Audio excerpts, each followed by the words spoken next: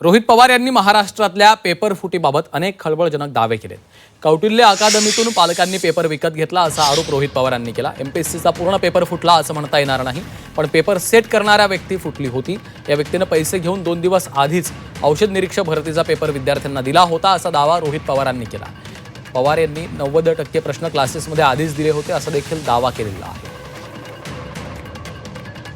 तर मॅटचे सर्व पुरावे समोर असून आता विखे पाटलांचा राजीनामा घ्या अशी मागणी रोहित पवार यांनी केली।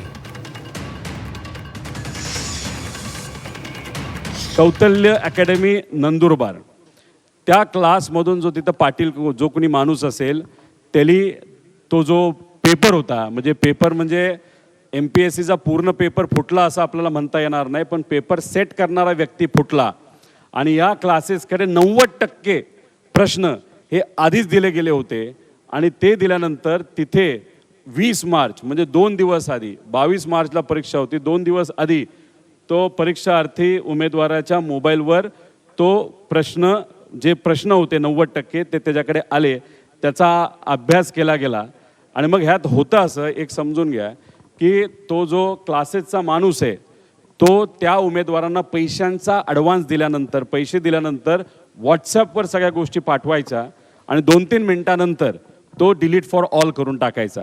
यात झालं असतं एका उमेदवाराने ते सगळे डाउनलोड झाले आणि फक्त आपल्याकडे पुरावा असावा म्हणून मित्राला ते सगळे पुरावे त्या ठिकाणी पाठवले, त्यामुळे तिथे पुरावे हे आपल्या हातामध्ये आता लागलेले आहेत।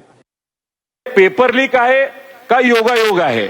मुलगा पण बसतो, मुलगी पण बसते नायब तहसीलदारचं, आणि आम्हाला जे कळालेलं आहे की एका पेपरची किंमत, या प्रश्नपत्रिकेची किंमत जो 2 दिवस आधी फुटला होता त्याची 12 लाख रुपयाची किंमत होती। 5 लाख ऍडव्हान्स आणि बाकी 7 लाख हे नंतर त्या ठिकाणी द्यायचे होते आणि ह्याच्यात काहीतरी बार्शी कनेक्शन आहे। हे सगळे जे काही त्यातले बहुतांश उमेदवार आहेत त्याचा थोडासा अभ्यास आपण खोलात जाऊन केला तर कुठेतरी बार्शीचं तिथं कनेक्शन दिसते। आणि महत्वाचं काय, कट ऑफ 105 चा होता आणि 103 मार्क मिळालेल्या एका उमेदवाराला सुद्धा इंटरव्ह्यूला बोलवलं होतं। हे का बोलवलं, कोणामुळे बोलवलं, कोणाचा दबाव होता, कोणाकडनं प्रेशर दिलं गेलं का, ह्याच्यात वेगळे व्यवहार झाले हे सुद्धा त्या ठिकाणी आपल्याला बघावं लागेल। 10 लाख विद्यार्थी रस्त्यावर आल्याशिवाय राहणार नाही।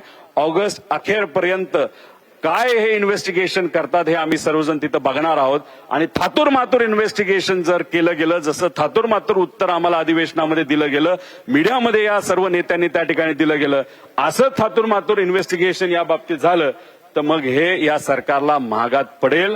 जे कोणी लोक जबाबदार आहेत आणि खास करून आमची ही मागणी असू शकते की मंत्री जे त्यावेळेसचे होते विखे पाटील साहेब यांनी आमच्यावर FIR करण्याचा त्या ठिकाणी विषय मांडला होता। आता हे सगळे पुरावे मॅट लिस्ट त्या ठिकाणी जर दिले असतील तर मग त्यांचा राजीनामा आज घ्यायला काय हरकत आहे, नाही तर त्यांच्यावर FIR करायला काय हरकत आहे, असं आमच्या सगळ्यांचं या विषयाच्या बाबतीत मत आहे।